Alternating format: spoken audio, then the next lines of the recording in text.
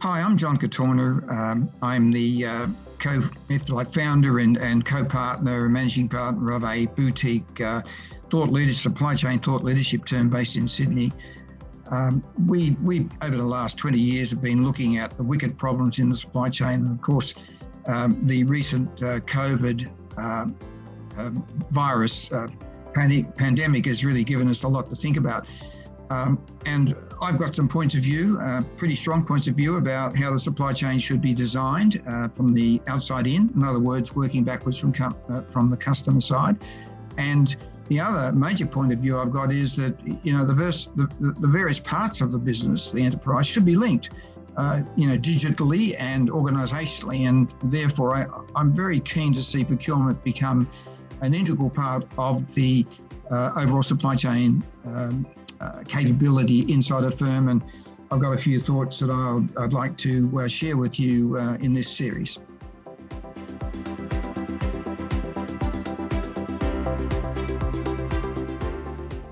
No, it's not actually. We've been on this long slippery slope for a long time.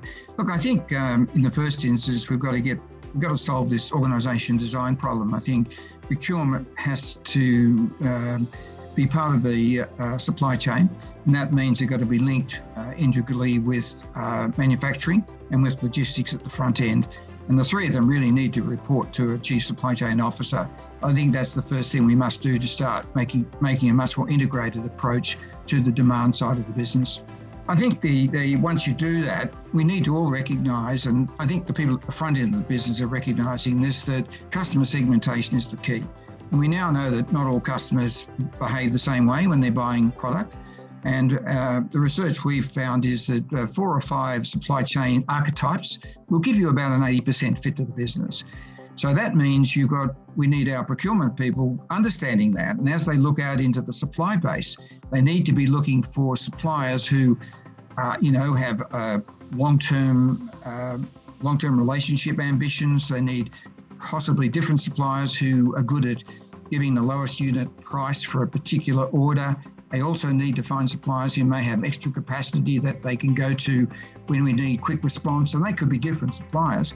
We also need to look out at those suppliers who perhaps can give us a creative solution when we need it most in difficult times, in times of disruption. So we need the procurement people to be almost acting as a mirror image on the back end as the sales and marketing people are on the front end, and the two must be connected through some sort of clustering or team organisation to drive the supply chains.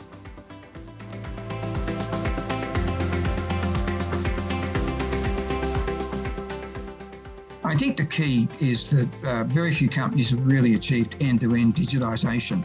And if you don't have end-to-end digitization, you don't have that visibility of what's happening in your supply chain.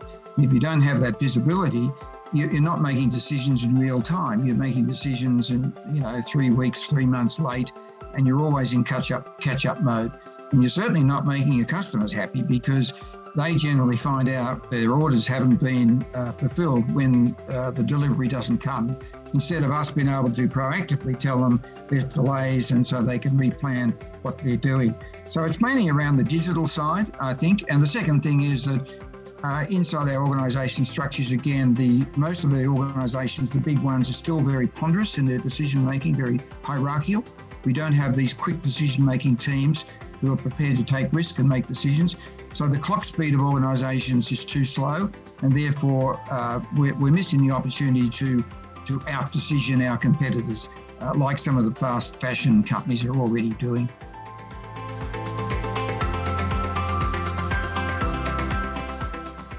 Well, I think the key thing, the one thing that's happened apart from the word resilience getting into our vocabulary as a result of COVID, is the word speed. Everything is speeded up. That's partly because of us as consumers sitting at home and discovering that we can't go to the stores, therefore we're starting to buy things online, and e-commerce has gone out of control, as we know, and our expectations about short lead times has improved a lot. Now that's spilled over into the industrial world as well. And so whereas some industrial company in the past may have been used to lead times of 3 weeks or 3 months, we're getting steel companies now, steel fabrication companies, who are having to meet next day delivery. It's ridiculous. It's like fresh food. This is what's happening. So to achieve that resilience, we need the ability to make fast decisions, to get the speed of our decision making up, so therefore we can reduce the lead times. And you've got to do clever things like postponement, make to order. You've got to work out where in your supply chain you're going to carry some extra capacity so that you can cope with volatility. I heard a great example the other day. I mean, bananas. You don't think about bananas too much, except when you eat them, but a lot of these bananas are shipped from overseas and they come in a sort of chilled way, and then they get to some point and then they have to sit there for 2 or 3 weeks and be ripened so that they can be then delivered to the retail stores. Well, what's the innovation? They're going to start, the big banana suppliers from South America and other places are now looking at having special containers where they're being actually processed en route on ships, so that they're being ripened gradually, so that when you get to the other end, you can take them straight out of the container, straight to the retail store. What does that do? That reduces lead time. So anything that's going to shorten supply chains, speed them up, decision making to do it, using control towers to get that visibility, both at the back end and the front end, and that of course helps you manage your 3PL logistics providers as well.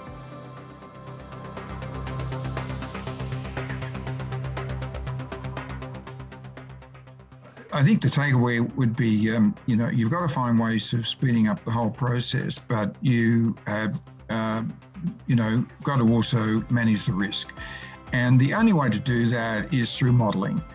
And I think, I don't know whether supply chain people do modelling. I know on the front end, it's still an exception that we do model from the manufacturing location downstream. But I think we've got to start building what I call ready to run models.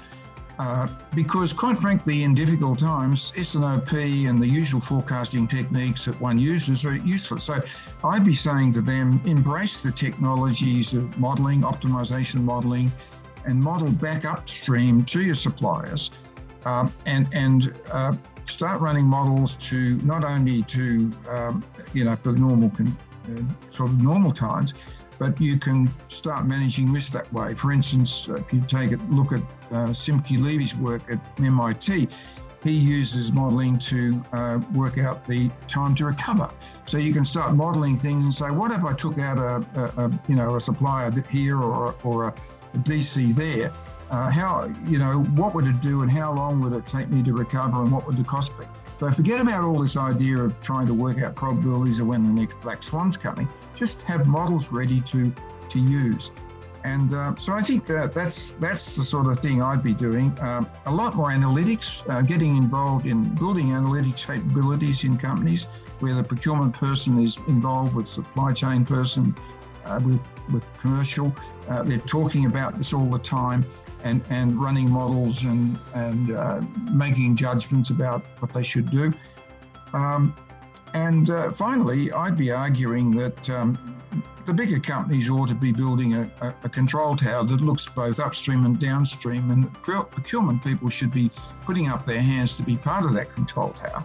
So you'd have a procurement person inside the control tower interacting directly with what's happening on orders, and then they would be linked back to the procurement function if anything needed to be done. So in other words, I think the answer is to get the procurement function much more heavily involved in the overall supply chain, because guess what? 65% of the working capital in the supply chain is most of it is procurement. So there's a lot to work with.